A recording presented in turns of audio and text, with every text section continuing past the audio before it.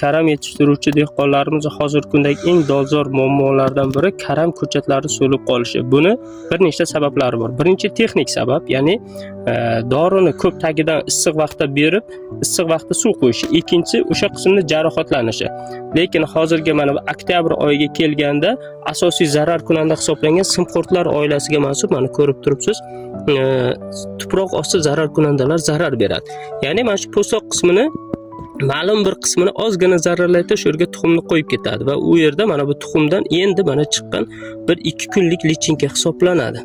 Nima uchun bu zarar kunanda zarar berganda o'sha qismda tuproqdagi antagonist mikroorganizmlar, ya'ni Fusarium oxypersum, Rhizoctonius salani, vilt kabi zamburug'li va virusli kasalliklar o'tib ildiz chirish kasalliklarini olib keladi. Bunda unga nima foyda? Ya'ni simqurtlar aynan shu chirigan oziq moddalar hisobiga tuxumdan chiqqan lichinkalari saprofit holatda oziqlanadi va shu qismda qishlab chiqadi.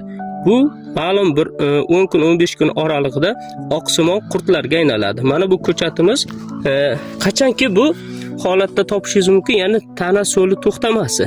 Tana so'li to'xtashi bilan bular oqsimon qurtga aylanadi. Mana bu holatda ko'rishingiz mumkin mana. Po'stoq qismining ichiga kirib olgan mana. Mana bu holatda qurtlar bo'ladi mana.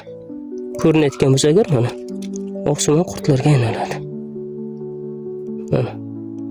Aynan shu holatda bular zarar berib, mana shunday holatga olib keladi. Shuning uchun har doim sistemali zaharlardan foydalanish, ildizni rivojlantiruvchi ozuqalarni qo'shish va profilaktik maqsadda zamburug'li kasalliklarga qarshi biologik yoki bo'lmasa kimyoviy fungitsidlarni ishlash tavsiya etiladi.